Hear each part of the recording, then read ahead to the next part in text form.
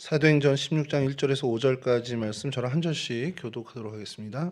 바울이 더베와 루스드라에도 이르매 거기 디모데라 하는 제자가 있으니 그 어머니는 믿는 유대 여자요 아버지는 헬라인이라. 디모데는 루스드라와 이고니온에 있는 형제들에게 칭찬받는 자니 바울이 그를 데리고 떠나고자 할새 그 지역에 있는 유대인으로 말미암아 그를 데려다가 할례를 행하니 이는 그 사람들이 그의 아버지는 헬라인인 줄 알미러라. 여러 성으로 다녀갈 때 예루살렘에 있는 사도와 장로들이 작정한 규례를 그들에게 주어 지키게 하니 함께 하시죠. 이에 여러 교회가 믿음이 더 굳건해지고 수가 날마다 늘어가니라. 아멘. 아멘. 예, 오늘 성경 속 장소 그리고 사건은 저희가 더베라는 곳을 좀 살펴보려고 합니다. 더베는 헬라어인데요. 헬라어 그냥 더베이고 남부 소아시아 그 중앙 지역에 있는 도시입니다. 지도를 좀 첫 번째 지도를 좀 띄워주시면요. 예, 첫 번째 지도를 저희가 지도를 보면서 좀 얘기를 하는 게 나을 것 같습니다. 첫 번째 지도를 좀 보여주시면 예. 뭐 그렇게 확대 안 하셔도 될 것 같은데. 가운데 있는 게 키프로스 섬, 우리가 성경에서 이야기하는 구브로 섬이고요. 그 위쪽으로 점 두 개를 찍어놨죠. 그래서 카라만이라는 아래쪽이 카라만이라는 현재 도시입니다. 그러니까 터키라고 하면 안 되죠. 이제 튀르키예의 도시이고, 그다음에 그 위에 더베라고 하는, 그러니까 저희 성경에는 더베로 나오는데 여기가 조금은 좀 다른 명칭을 지금 갖고 있는데요. 그건 잠시 후에 말씀을 드리겠습니다. 요 정도의 지금 위치에 있습니다. 그러니까 저희 이스라엘에서 이렇게 안디옥 거쳐서 튀르키예, 이게 아시아, 그러니까 유럽 쪽으로 가는 이제 소아시아 쪽에 이렇게 있는 지역인데 우리가 오늘 본문에 읽은 것처럼 사도 바울과 굉장히 연관이 있는 그 곳이죠. 그래서 이 지도는 이제 오늘날의 지도고 성경에서 좀 이런 것들을 좀 간략하게 좀 찾을 수 있는 지도를 이제 다음 지도를 좀 띄워주시면 여기 성경 지도인데 이 경로는 좀 무시해도 됩니다. 이 경로는 바울의 2차 선교 여행이고요. 여기 이제 도시들을 좀 보시면 저기 안디옥에서부터 출발해서 이제 다소고 그다음에 더베, 루스드라, 이고니온 여기가 이제 있습니다. 이렇게 있는데 뭐 수리아 안디옥에서 시작한 거죠. 그래서 그 더베가 그 루스드라 인근에 있는 그 지역이라는 것 정도를 저희가 좀 기억하면 좋을 것 같아요. 그래서 성경에 이 더베가 등장을 하는데 뭐 일단 바울에 의해서 2번 방문한 곳으로 저희 이제 잘 알고 있고요. 그래서 첫 번째 여행 중에 더베에서 많은 제자들을 얻었다 하는 것이 사도행전 14장 1절에서 7절 말씀에 좀 증언이 되고 있습니다. 사도행전 14장 1절에서 7절을 좀 띄워주시면 제가 좀 읽어드리겠습니다. 이에 이고니온에서 두 사도가 함께 유대인의 회당에 들어가 말하니 유대와 헬라의 허다한 무리가 믿더라. 이고니온에서의 일입니다. 그러나 순종하지 아니하는 유대인들이 이방인들의 마음을 선동하여 형제들에게 악감을 품게 하거늘 두 사도가 오래 있어 주를 힘입어 담대히 말하니 주께서 그들의 손으로 표적과 기사를 행하게 하여 주사 자기 은혜의 말씀을 증언하시니 그 시내의 무리가 나뉘어 유대인을 따르는 자도 있고 두 사도를 따르는 자도 있는지라. 이방인과 유대인과 그 관리들이 두 사도를 모욕하며 돌로 치려고 달려드니 그들이 알고 도망하여 루가오니아의 두 성, 루가오니아가 좀 중요합니다. 그래서 루가오니아의 두 성 루스드라와 더베와 그 근방으로 가서 거기서 복음을 전하니라.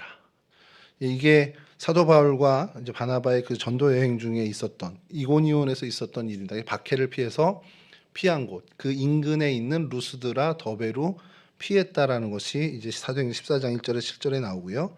이어지는 14장 19절에서 20절에 또 더베가 등장을 하는데 유대인들이 안디옥과 이고니온에서 와서 무리를 충동하니 여기까지 쫓아온 겁니다. 이고니온에서부터 이제 쫓아와서 그들이 돌로 바울을 쳐서 죽은 줄로 알고 시외로 끌어내치니라.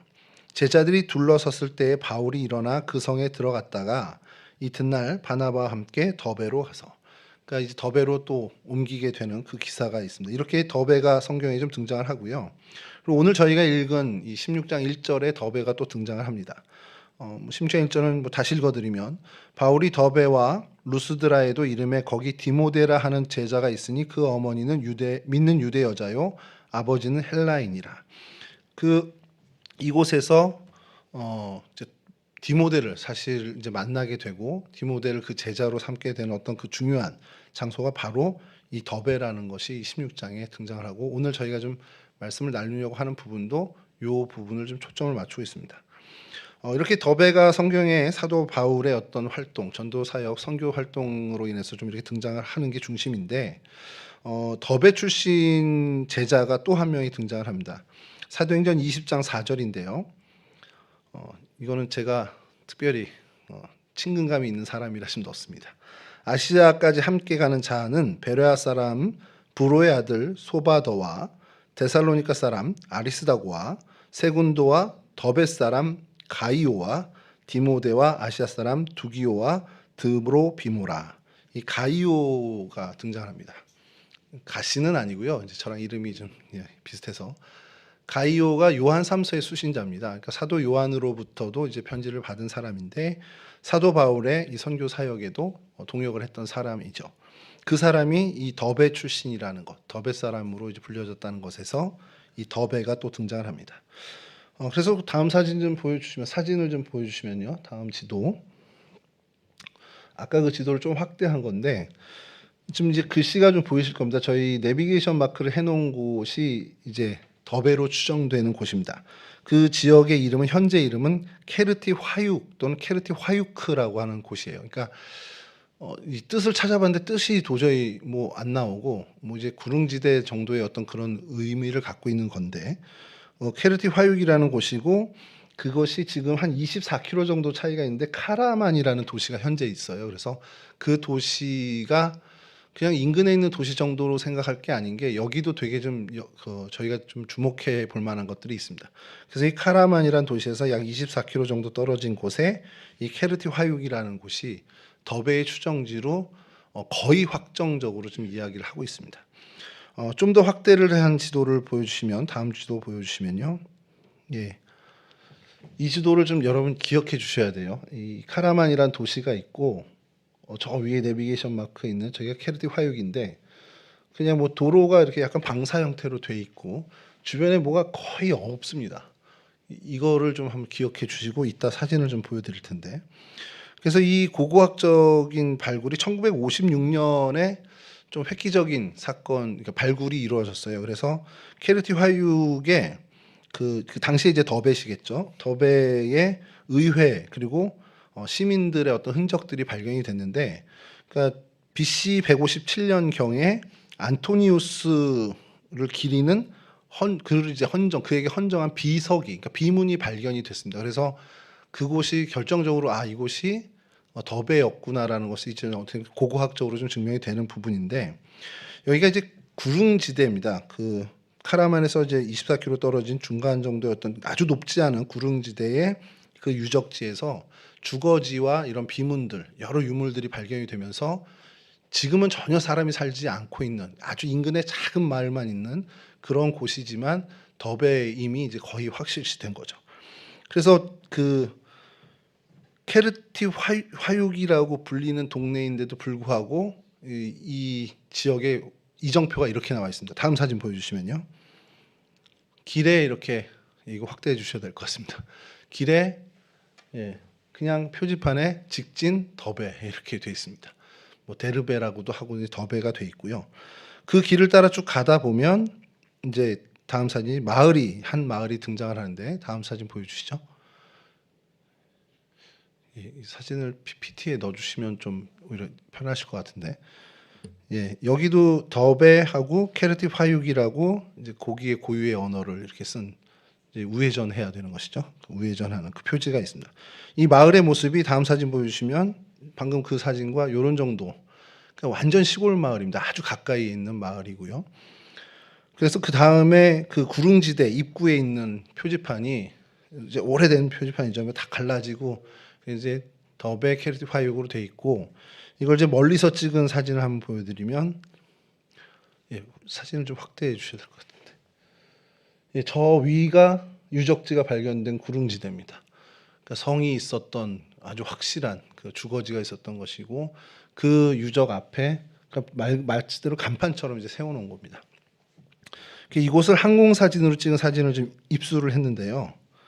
예, 다음 사진 보여주시면, 예, 이거는 저희 홍 권사님의 동생이 되는 홍순아 목사님이 드론을 가지고 찍은 사진을 그 채널에서 좀 받아왔습니다.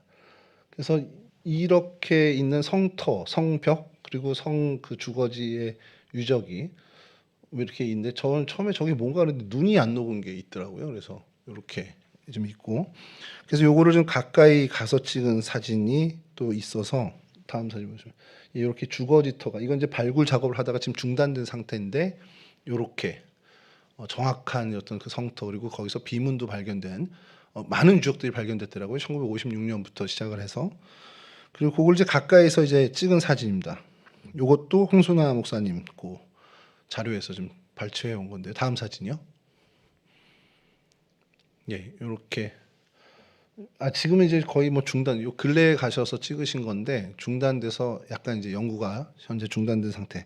근데 여전히 담장이 쳐져 있고 그래서 이 유적지임을 좀 확인하는 그런 사진입니다. 이 주변을 찍은 건 이건 이제 다른 사진에서 얻은 건데 여기를 갔던 분이신데 이것도 유우승 박사님과 그분 사진인데 이곳에서 이제 주변 사진을 찍은 건데 이 주변이 얼마나 황량한지 좀 보여주는 사진이 이 다음 사진입니다. 그냥 황량해요. 쫙 그냥 아무것도 없이 황량합니다. 그래서 뭐 광야라고 표현하기는 좀 그런데 뭐 농경지도 있긴 있거든요. 그래서 그냥 주변에 아무것도 없는 그런 동네에 덩그러니 지금 폐허가 돼 있는 더베가 보이죠. 요 다음에 이제 루스드라로 가는 이제 그 카르만에서 이 더베 유적지를 지나서 루스드라로 가는 길목에 있는 사진인데 이게 뭐로 보이세요, 여러분? 전 처음에 이게 뭐지? 이렇게 계속 보고 확대도 해보는데 잘 모르겠는데 사진 설명을 그 다음 페이지에 이렇게 있어서 봤더니 이게 공동묘지예요. 그러니까 저희처럼 이렇게 봉분을 하진 않고 그냥 비석을 세우는 걸로 이제 끝났더라고요. 그래서 근데 굉장히 오래된 공동묘지입니다. 뭐 거의 1000년 가까이 된, 1000년 이상 된 그런 어떤 더베 인근에 있는 무덤 사진이고요. 이렇게 이제 유적지를 이제 찍은 사진들을 좀 입수해서 뭐 더 보여드려도 좋은데 그냥 더 보여드릴 게 이거밖에 없습니다. 그냥 정말 아무것도 없는. 근데 제가 그런 생각을 좀 해본 거예요. 저 요즘에 새벽에 저희가 요한계시록을 같이 나누고 있는데 그 뭐 7교회 등장하죠. 소아시아 7교회도 등장하고 또 바울이 선교 여행을 하면서 세운 많은 교회들이 있잖아요. 그 대부분이 다 지금 튀르키예 땅에 있는 교회들입니다. 근데 제가 그냥 이 오늘 사진을 보면서도 다시 한번 느끼는 건데 그렇게 정말 위대한 사도 바울로 인해서 복음화가 되고 또 전도 선교가 성공적으로 이루어져서 교회들이 세워진 것들이 수없이 많잖아요. 근데 지금 오늘 2024년 이 시점에 그 교회들이 사실 다 이렇게 된 게 너무 많은 거예요. 흔적도 없이 다. 유럽 교회들이 지금 비어가고 있다. 유럽 교회가 뭐 정말 이제 뭐 젊은 층이 다 빠져나갔다. 이런 어떤 걱정이나 우려된 소리를 저희들이 하는데 그래서 저희가 좀 안타까운 마음이 있는데 이 초대교회의 그 모범적이었던 교회들도 뭐 소위 말하는 최초 그리스도인이라고 불렸던 그 안디옥 교회 역시도 사실은 오늘날의 어떤 교회 위상은 저희가 기대하는 이상이 아니잖아요. 정말 기대 이하잖아요. 이게 왜 이렇게 될까라는 생각을 좀 해보는 거예요. 그래서 왜 하나님이 이렇게 폐허가 되도록 놔두실까? 이게 우리의 인간의 잘못인가 아니면 하나님의 그 역사의 경륜에 있는 것인가? 이 부분에 대해서 정말 진지한 고민이 좀 필요한 것 같다는 생각을 좀 해보게 됩니다. 이 더베도 마찬가지로 그 왕성한 복음의 활동 그리고 오늘 본문의 마지막에 읽은 것처럼 그 수가 더해지고 왕성한 어떤 그런 든든히 세워져가는 교회의 모습들이 기록돼 있는데 지금 2000년이 지난 지금은 이런 부분들에 대해서 성경의 그 말씀이 정말 무색할 정도로 정말 흔적도 없는 그런 일들이 너무 많다라는 거죠. 그래서 그냥 한편으로 드는 생각이 우리는 끊임없이 막 교회를 세워가는데 하나님은 끊임없이 그 교회들을 흩으시는가 이런 생각들도 좀 하게 되는 그런 어떤 사진들을 좀 보게 됩니다. 이 더베의 유적지 이 지역을 살피면은 연관되게 바로 그 인근 도시 카르만을 살펴볼 수밖에 없습니다. 왜냐하면 그곳에 굉장히 중요한 박물관이 있어요. 그래서 그 도시를 좀 살펴볼 텐데 이게 좀 저는 깜짝 놀란 사진이 하나 있어서 다음 사진 지도를 보여주시면 이게 이 카라만이라고 딱 한글로 잘 적혀 있습니다. 그리고 그 중심에 이렇게 방사 형태로 도시 이런 도로도 뻗쳐져 있고요. 이렇게 지도를 볼 때는 그냥 보통의 도시인가 보다 생각을 했는데 이걸 위성 사진을 찍은 걸 좀 보여드리겠습니다. 다음 사진 보여주시면 여러분 이 옆에가 뭐 같아요? 저 가운데는 막 이제 건물들이고 옆에 아까 그 지도에서는 그냥 아무것도 없는 거였잖아요. 이게 다 농경지입니다. 이게 뭐 우크라이나도 엄청난 이제 곡창지대인데 여기도 이런 도시 옆에 이렇게 농경지가 많은 걸 보면서 뭐 쌀농산도 있고 아닌 것도 있겠죠. 근데 그 농경지가 어마어마한 걸 제가 보면서 야 먹을 거 걱정은 없는 도시겠구나 이런 생각이 좀 들었어요.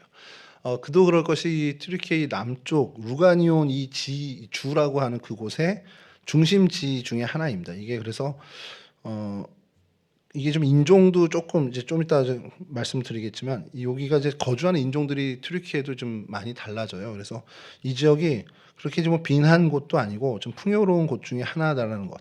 그래서 도시 사진을 보여드리면 다음 사진 보여드리면요. 예, 다음 사진 보여주시면 그전 거요. 예.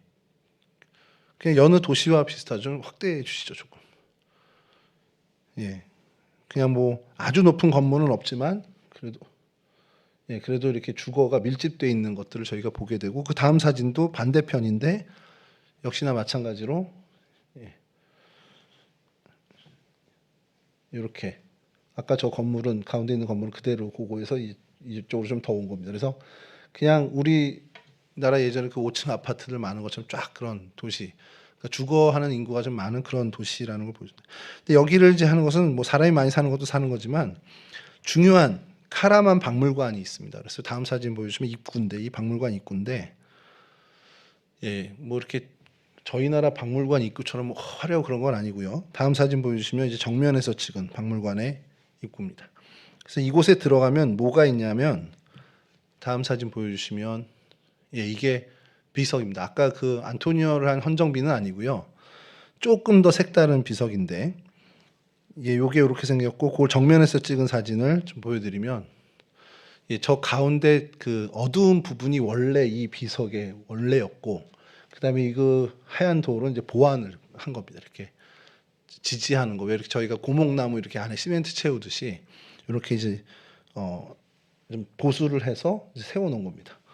그래서 여기가 뭐라고 써 있냐 하면은 밑에는 써 있는 것이 다음 사진 보여주시면 요 사진의 내용은 더베라는 곳에 주교 미가엘이 있었다는 걸 저희가 알고 그 사람의 무덤묘입니다.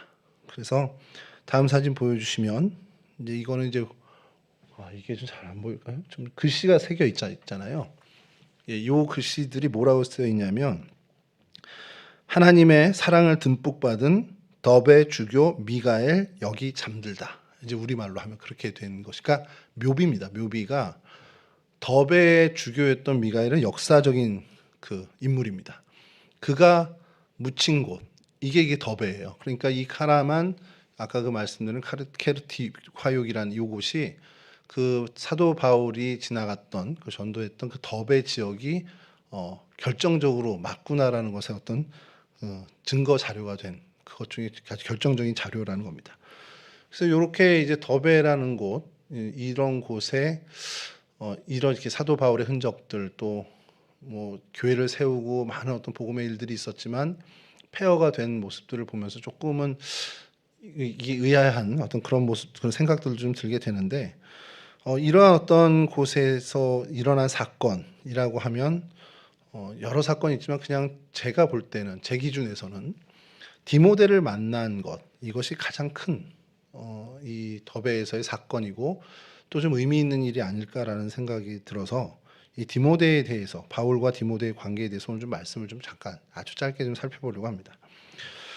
더베는 루스드라와 함께 이제 가까이에 있는데 그 속한 곳이 루가오니아 주죠. 루가오니아 주의 한 성읍입니다.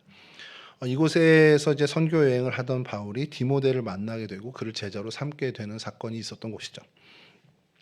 디모데를 생각하면 그냥 바울에게 있어서는 굉장히 중요한 어떻게 보면 굉장히 뭐 사랑하는 아들이라고 칭할 정도로 굉장히 의미 있는 동역자였습니다.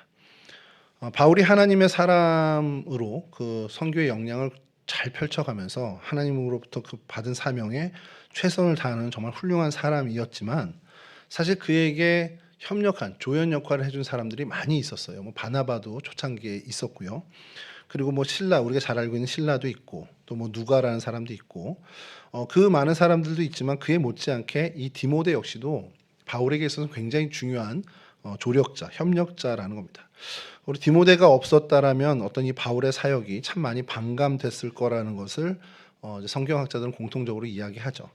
그래서 분명히 바울에게 있어서 이 디모데는 굉장히 하나님이 주신 선물과 같은 존재라는 것을 우리가 부인할 수는 없다라는 겁니다.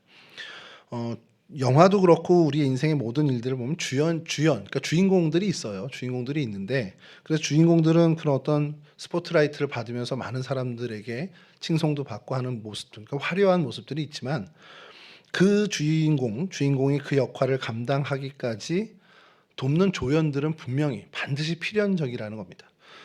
그런 어떤 조연들로 인해서 주연은 그 완벽한 자기 역할을 감당하고 그것이 사도 바울에게 우리가 적용한다면 사도 바울의 그 놀라운 역사를 정말 행할 수 있었던 것들이 정말 많은 조연들의 도움이 있었기 때문이라는 것을 우리는 이야기할 수 있죠. 그리고 그 중요한 조연 중에 중요한 한 축을 담당한 것은 바로 이 디모데라는 사람입니다.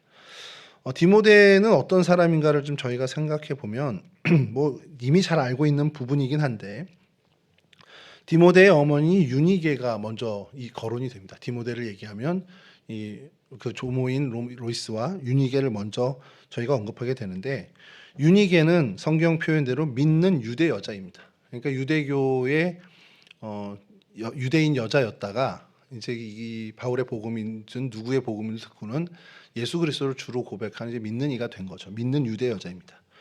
근데 성경에서 기록은 반면에 그의 아버지는 헬라인이라고 기록을 해요. 그러니까 즉 이방인이란 얘기입니다. 이방인이고 엄마는 유대인이고 이게 뭐 사실은 요즘 뭐 그렇게 저희가 편견이 없지만 예전에 저희가 뭐 국제결혼이라는 표현도 쓰고 요즘은 뭐 국제결혼이라는 단어 자체가 저는 좀 이게 시대에 안 맞는 단어다라는 생각이 좀 드는데 유대인들이 굉장히 폐쇄적이잖아요. 그러니까 그 유대인들끼리의 혼인이 아닌 이방인과의 혼인에 대해서 굉장히 배타적인 민족 중에 하나입니다. 그러니까 그들은 이것을 좀 선입관으로 보게 되는데 저희들 기준으로 봤을 때 아버지가 이방인 헬라인이고 어머니가 유대인이면 그 사람은 저희들 우리 순수한 저희 대한민국 사람들의 예전 상식이면 그 사람은 그냥 아버지 따라서 헬라인으로 취급받는 일이 더 많을 거예요. 근데 유대인들은 이 문화가 좀 독특합니다. 저희와는 정반대가 되는데 유대인들에게 있는 풍습은 부친이 유대인이고 모친이 이방인일 경우에 그 자녀는 유대인으로 간주하지 않습니다. 반대로 모친이 유대인이고 부친이 이방인일 경우, 지금 디모데가 그런 경우죠. 이런 경우에 그들의 자녀는 유대인으로 인정을 해요. 저희의 상식과는 좀 다른 풍습이죠. 근데 그 이유가 뭐겠습니까?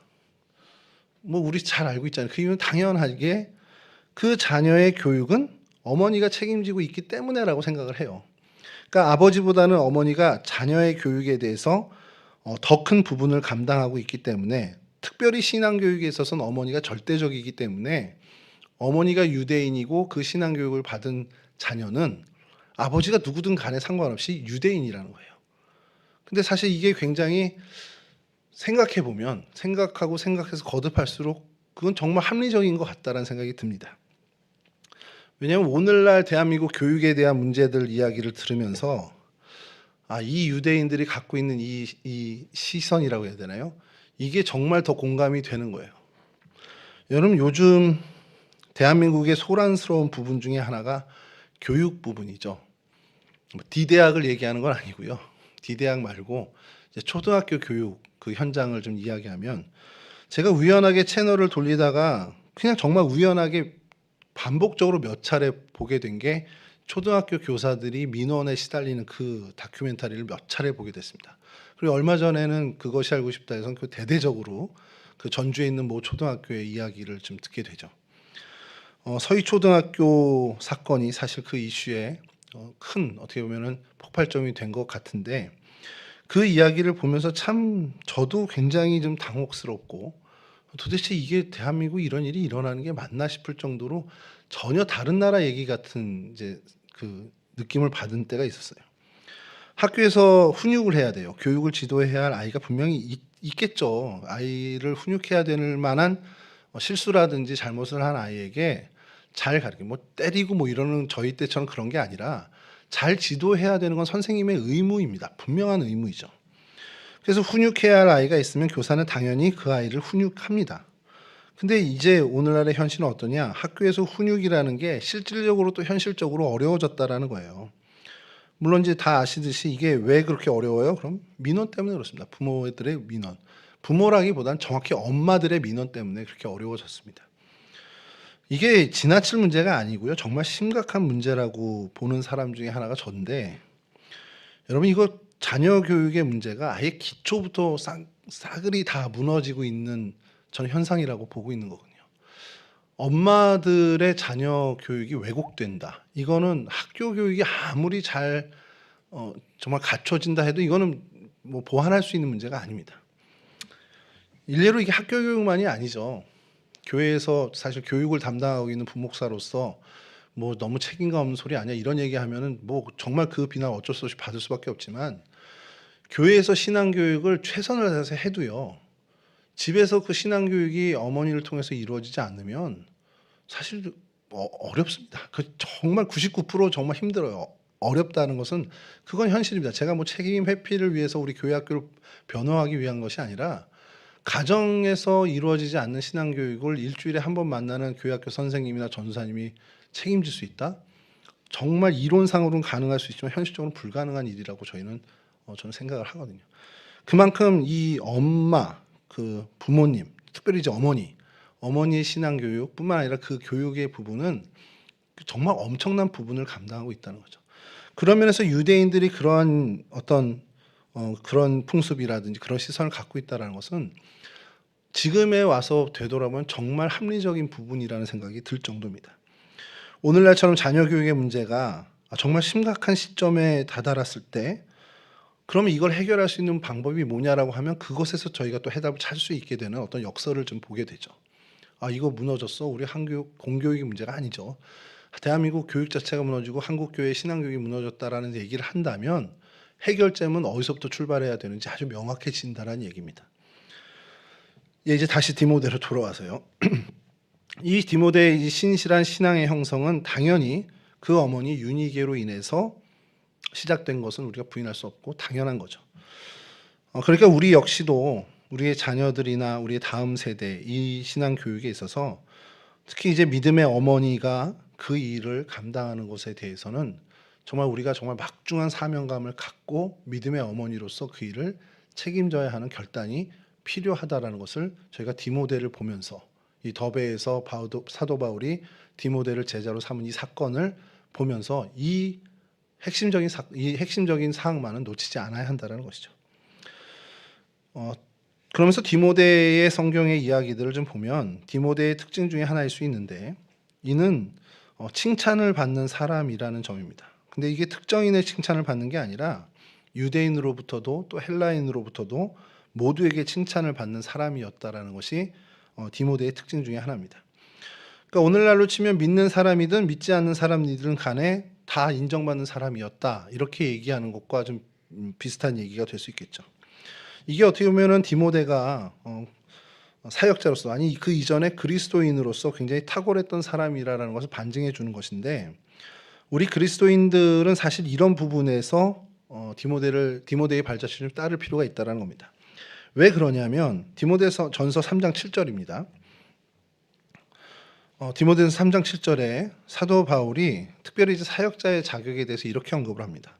또한 외인에게서도 선한 증거를 얻은 자라야 할지니 비방과 마귀의 올무에 빠질까 염려하라. 그러니까 이제 어떤 책망거리라든지 어떤 이제 빌미를 제공하지 않는 그런 사람이어야 하는데 그러기 위해선 믿지 않는 사람들에게도 선한 칭찬을 받는 사람이 사역자로서 일하기에 참 좋다라는 것을 이야기하는 설명 부분입니다. 이게 이 3장 7절을 세 번역으로 좀 읽어드리면 조금 이해가 편할 텐데요. 세 번역을 좀 띄워주시면, 감독은 또한 교회 밖의 사람들에게도 좋은 평판을 받는 사람이라야 합니다. 그래야 그가 비방을 받지 않으며 악마의 올무에 걸리지 않을 것입니다. 그러니까 이게 뭐냐면, 그리스도인으로 살아가고 어떤 공동체의 리더로서 세워진 사람이 신앙이 좋아, 그러면 그걸로만 끝나는 게 아니라 세상 사람이 갖고 있는 그 윤리적인 어떤 부분에 있어서도 책망받지 않는 모습은 최소한 가져야 된다는 얘기죠. 오늘날 정말 많은 아마 마음 아픈 일들 중에 하나가, 많은 교회의 지도자들, 뭐 목사님이 됐든 장로님이 됐든 사회면에 이렇게 등장하는 것들을 저희가 종종 보게 됩니다. 그러니까 그런 일들이 사실은 올무가 된다라는 거예요. 믿지 않는 사람들이나 아니면 믿는 사람들에게조차도 이게 마귀가 그들을 넘어뜨리는 한 올무의 도구가 된다라는, 그러니까 그런 빌미를 제공하는 사람이 되지 않아야 한다라는 것을 이야기하는 겁니다. 사역자뿐만 아니라 믿는 이들은 당연히 이렇게 어떻게 보면 선한 증거를 얻는 사람들, 그런 칭찬을 받는 사람들로 나가는 게 맞다라는 거죠. 사도행전 2장 47절을 좀 띄워주시면요, 초대교회 성도들의 모습의 대표적인 겁니다. 하나님을 찬미하며 또 온 백성에게 칭송을 받으니 주께서 구원받는 사람을 날마다 더하게 하시니라. 한편으로는 그런 생각이 있어요. 어차피 세상은 교회를 싫어해요. 어차피 세상은 교회와 같은 방향을 가지 않기 때문에 싫어합니다만, 교회는 또 한편으로서는 많은 사람들에게, 믿지 않는 사람들에게 그래도 칭찬을 받아야 하는 그런 공동체여야 하는 것은 맞다라는 겁니다. 그리고 우리도 잘 알고 있지만, 아니, 교회 다니는 사람이 왜 그래? 뭐 이렇게 하는 그 말의 숨은 의미 중에 하나는, 교회 다니는 사람에 대한 그래도 일말의 기대가 있다라는 겁니다. 뭔가 잘못한 사람인데 교회 다니는 사람이야. 교회 다니지 않는 사람에게는 하지 않는 말이, 야, 너 교회 다니는데 그래? 그건 교회 다니는 사람은 조금은 달라야 되는 거 아니야라는 기대감이 그 안에 있다라는 거죠. 교회 다니는 사람, 뭐 그 교회 다니는 사람이란 표현이 좀 그럴 수 있습니다만, 그리스도인 역시 세상 사람들로부터 칭송을 받는, 뭐 칭송까지는 아니더라도 나쁜 평판을 받지 않는 그러한 모습으로 우리가 그 세상 사람들보다 신앙뿐만 아니라 어떤 윤리적인 도덕적인 부분에 있어서도 그래도 앞서 나가야 되는 존재여야 한다라는 것이죠. 그런 면에서 그 세금 바르게 낸다는 거, 그리고 부가세라든지 이런 것들 편법 쓰지 않고 잘 내야 되는 거, 이거에 대해서 저도 좀 개인적으로 좀 많이 반성을 했던 부분이긴 한데, 그런 것들에 대해서 그래, 내가 그리스도인인데 이거 정직하게 하자, 저 사람이 세금 포탈하는 거를 내가 도울 필요 없다, 이런 생각들도 좀 하게 되는 때가 있었습니다. 그래서 그런 부분들까지도 작은 거지만 우리가 그리스도인으로서 정도를 걷는 거에 대해서 저희가 좀 생각을 더 좀 다잡는 그런 마음들이 좀 있어야 되지 않을까라는 생각을 해보게 됩니다. 디모데의 모습에 이런 어떤 칭찬받는 모습이 있었다면, 또 하나는 그가 순종에 있어서는 그래도 좀 탁월함을 가졌던 사람이라는 것을 저희가 유추할 수 있는 장면들이 많이 있습니다. 그게 정말 순종할 줄 알았던, 그러니까 순종에 있어서는 좀 탁월함을 가졌던 사람이다라는 것. 그리고 바울이 그를 아끼는 한 가지 이유 중에 하나가, 이 사람이 순종의 사람이기 때문에 그렇게 되겠다라는 생각도 좀 해보게 되는 것이, 오늘 본문에서 그 유추를 좀 해보는 것이요, 디모데는 그가 유대인으로 인정받고 있는 거죠. 헬라인 아버지지만 유대인 어머니이기 때문에 유대인으로 인정을 받고 있었어요. 근데 그가 아직까지 할례를 하지는 않았습니다. 유대인의 아주 기본적인, 유대인으로서 마땅히 해야 되는 할례를 아직 행하진 않고 있었습니다. 왜냐면 그 할례 안 해도 상관없거든요. 그리고 그 사는 지역도 그렇고, 그가 그거 살아가는데 아무 문제 없고, 또 하나 중요한 것은 그가 신앙생활을 하는 데 있어서 이 할례는 그에게 걸림돌이 되지 않아요. 그 개인에게는 아무 문제가 되지 않습니다. 근데 이 할례의 문제가 자꾸 질책거리가 되고 어떻게 보면은 비난의 빌미가 되는 어떤 그런 일들이 되니까 바울이 이에게 할례를 행하게 하죠. 그럼 디모데는 안 받을 수도 있습니다. 그거 뭐 안 하면 되는, 그걸 뭐 거부하면 뭐 할 수 없죠. 안 하겠다는데 어떻게 해요? 근데 이 할례의 문제를 순종함으로 기꺼이 받아들이는 모습을 저희들이 보게 된 거죠. 그러니까 이제 디모데는 이 부분에 있어서 어떤 장애 요소가 될 것 같다, 복음을 증거함에 있어서 이게 좀 걸림돌이 될 것 같아, 그러면 그것에 대해서는 전격적으로 수용할 수 있는 마음의 준비가 된 사람이라는 것을 저희가 알 수 있다는 거죠.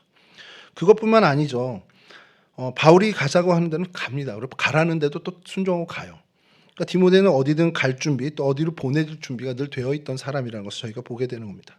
그래서 바울의 복음 사역을 위해서 정말 자신이 가진 것들을 희생하면서까지 받아들이는 그런 순종함에 있어서는 그래도 장점을 가졌던 사람임을 저희들이 보게 되죠. 근데 이게 왜 중요하냐? 여러분, 그리스도인의 신앙이 사실 어디서부터 출발이냐라고 한다면 하나님 말씀 앞에 하나님 말씀을 듣고 순종하는 것으로 시작되죠. 사실 거기서부터 우리 신앙의 행보가 시작되는 거지, 하나님하고 논쟁하고 날 설득하시면 제가 하겠습니다, 이게 아니잖아요. 그냥 말씀하시면 일단 그것에 순복하고 자복하고 복종하는 것으로 시작을 하는 겁니다. 그게 사실은 예배에서부터 시작되고 그게 우리의 체질화가 되고, 그래서 예배자로서 살아가며 하나님 앞에 말씀 앞에 복종하는 순종하는 그것이 우리의 체질이 되고, 그래서 우리의 모든 일에 하나님 말씀의 정신으로 살아가는, 하나님 말씀에 순종하는 그것이 사실 신앙생활의 가장 첫걸음이 되어야 한다는 거죠. 그런 부분에 있어서 이 디모데는 그런 장점을 가지고 있었던 사람이고, 또 뭐 장점이라고 하면 영혼 구원에 대한 어떤 탁월한 마음을 가진, 그냥 삶의 우선순위를 이 영혼 구원에 맞춰진 사람이라는 것을 저희가 부인할 수 없죠. 그러니까 죽어가는 그 영혼을 하나님께서 불쌍히 여기시면 그 역시도 그 하나님의 시선으로 그들을 불쌍히 여기는 그런 시선을 갖고 있었던 사람. 그러니까 삶의 우선순위가 이렇게 하나님의 마음을 헤아리고 하나님께 기쁨을 드리는 것, 하나님이 무엇을 가장 좋아하실까라는, 그래서 그 영혼 구원에 하나님의 마음이 있다는 걸 알고 그것을 먼저 수행하는, 그러니까 그의 삶의 우선순위가 바르게 정돈돼 있던 사람이라는 것을 저희가 좀 보게 됩니다. 그렇게 어떻게 보면은 그 하나님 앞에 말씀에 순종하며 하나님께 기쁨을 드리는 건 삶의 최우선순위에 놓는 그런 사람의 모습을 우리가 디모데에서 발견하면서 이제 그 발견한 깨달음을 내 자신에게 좀 적용해야 한다는 것이죠. 나는 정말 하나님 말씀 앞에 순종할 의사가 있는지, 하나님이 이렇게 말씀하시면 내 생각과 다른데 그것을 내 생각을 포기하고 하나님 말씀을 따를 준비가 된 사람인지를 스스로 늘 점검할 필요가 있다는 것이죠. 아니면 하나님 내 생각은 다른데 하나님을 설득하려고 애쓰는 저희들의 모습이 있지는 않은지, 저도 반성하는 부분이긴 합니다만, 제가 갖고 싶은 게 있으면 하나님한테 떼쓰잖아요. 비록 어릴 때지만. 근데 기도하면 기도할수록 이건 아닌데라는 마음이 계속 커진단 말이에요. 그럼 그걸 계속 부인하는 거죠. 그러면서 하나님한테 계속 설득하는, 하나님 이거 이래서 필요하지 않습니까? 이거 있으면 제가 하나님 위해서 이렇게 쓰지 않겠습니까? 온갖 논리를 다 갖다 놓고 이제 하나님을 설득하는 제 모습이 분명히 있었습니다. 근데 우리의 작은 것을 어떤 구하고 하는 것에서, 그런 것에서 이렇게 되는 건 좀 애교 정도로 볼 수 있고, 우리의 삶의 큰 진로라든지 큰 어떤 결정사항들을 우리가 내 주장을 굽히지 못해서 하나님의 뜻이 이루어지지 않는 그러한 인생을 우리가 좀 지향해야 되지 않겠냐는 거예요.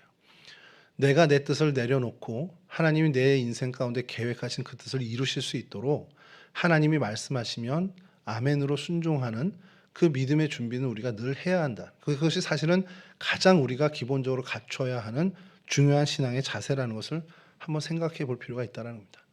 그리고 그러기 위해서 우리가 삶의 우선순위를 바르게 정돈할 필요가 있다는 거죠. 내 삶의 우선순위가 하나님께 기쁨을 드리는 거야. 이것을 정말 주문처럼 계속 되뇌입니다. 나는 하나님의 영광을 위해 살 거야. 그게 내 인생의 최고의 목표야. 나는 하나님께 기쁨을 드리기 위해서 살아가는 거야. 내가 직업을 택하는 것도, 내가 이것을 하는 것도 하나님께 기쁨을 드리기 위함이야 라는 우선순위의 최상위에 하나님이 계셔야 우리의 삶이 그렇게 하나님께 순종하는 삶의 모습을 가질 수가 있게 된다는 사실입니다. 그러니까 사실은 굉장히 반복되는 얘기일 수 있는데, 우리 신앙의 자세에서 정말 무엇보다도 중요한 것은 순종인데, 그 순종을 이루기 위해선 내 삶의 우선순위가 바르게 정돈돼 있어야 그 하나님 말씀 앞에 순종이 가능해진다는 사실이죠. 디모데는 이것에 있어서 그래도 성공했던 사람이라는 것, 우리가 디모데를 성경에서 만나게 되면 그는 이러한 성공을, 이런 신앙의 자세를 가졌던 사람인지를 다시 계속 기억해내면서 우리 역시도 그런 신앙의 삶을 살기 위해서 애쓰고 정말 수고하고 땀을 흘리는 그런 모습이 우리 가운데 있어야 한다는 겁니다. 그런 모습에 하나님이 그를 계속해서 성장시켜 주시고, 그래서 정말 그를 하나님께서 사용해 주셨고, 결국 오늘 우리 읽은 본문의 5절 말씀 다시 한번 읽어드리겠습니다. 이에 여러 교회가 믿음이 더 굳건해지고 수가 날마다 늘어가니라. 저는 여기 이 본문에 교회가 믿음이 더 굳건해지고, 여기에 포인트를 두고 싶은데, 많은 분들이 이 본문을 읽으면 수가 날마다 늘어가니라 여기에 이제 초점을 맞추시는데 사실 그거는 믿음이 굳건해지고에 뒤따라오는 부차적인 겁니다. 사실은. 수가 더해지지 않을 수도 있어요. 근데 중요한 건 이에 여러 교회가 믿음이 더 굳건해졌다라는 겁니다. 사도 바울을 통해 디모데를 통해 하나님이 뭘 하셨어? 이렇게 우선순위가 바르게 정돈돼 있고 순종하는 사람이고 이런 디모데를 통해서 정말 그 신앙에 있어서 어떤 바른 정도를 걷는 디모데를 통해서 하나님이 하신 일이 뭐야? 하나님이 제일 기뻐하신 일을 하셨어요. 뭡니까? 교회가 더욱더 믿음으로 굳건해지는 일을 하나님이 하셨습니다. 하나님이 가장 기뻐하는 일 중에 하나인 교회가 온전해지고 교회가 살아나고 교회가 회복되는 일, 예배가 회복되고 사람들이 회복되고 우리로 치면 속회들이 회복되고 우리의 예배의 어떤 모습들이 정말 예배자로서의 우리 정체성이 회복되고 이 일이 하나님이 기뻐하시는 일인데 그 일을 하나님이 어떻게 이루셨냐? 이런 신앙에 바른 신앙이 정돈되어 있는 이 사람 디모데 같은 사람을 사용하셨다는 겁니다. 여러분 이와 같은 일에 우리가 정말 하나님의 도구가 됐으면 좋겠습니다. 주연이 돼도 좋고요. 주인공으로 쓰임받아도 좋고 주인공이 아니어도 좋습니다. 이 일에 내가 조연이어도 괜찮아요. 내 인생을 통해서 하나님이 어쨌든 하나님이 기뻐하시는 교회를 살리는 일, 교회를 든든히 세우는 일에 나를 사용하신다. 그거 하나만으로도 우리는 기쁨을 가질 수 있는 그런 믿음의 자세를 가져야 한다는 겁니다. 그 결과가 사람들의 기준에 됐네 안 됐네 사람들이 부러워하는 이건 중요한 게 아니고요. 하나님이 기쁨을 얻으셨다? 그럼 그걸로 끝입니다. 그걸로 우리는 만족할 수 있다는 거죠. 내 인생을 통틀어서 하나님이 이렇게 사용하셨어. 그거보다 더 영광된 게 어디 있겠습니까? 뭘 하고 있어도 하나님이 나를 쓰셔서 하나님의 기쁨을 위해서 나를 하나님께서 계속해서 사용하신다. 여러분 이게 우리가 가질 수 있는 인생의 최고의 기쁨이 아닐까라는 생각을 좀 해보게 됩니다. 바라기는 저와 여러분 모두가 우리 동성애 온 식구들이 정말 바른 신앙, 어머니로부터 받은 그 신앙을 정말 견고하게 지켜낸 이 디모데처럼 우리도 우리의 신앙의 선배, 우리 부모님, 또 우리의 멘토가 되는 그런 어떤 교회 공동체의 일원들, 그들에게서 받은 신앙의 유산을 정말 견고하게 세우고 바른 신앙인으로 우리가 굳건히 정말 든든히 서서 하나님의 기쁨을 위해서 이렇게 사용받는 그런 쓰임받는 그런 인생들이 되었으면 좋겠습니다. 이와 같은 은혜의 주인공 혹은 조연, 그래서 어쨌든 쓰임받는 그러한 인생들이 되실 수 있기를 주님의 이름으로 간절히 축원합니다. 우리 잠깐 기도하겠습니다. 잠깐 합심해서 기도하고요. 우리 찬송하고 주님의 기도로 마칠 텐데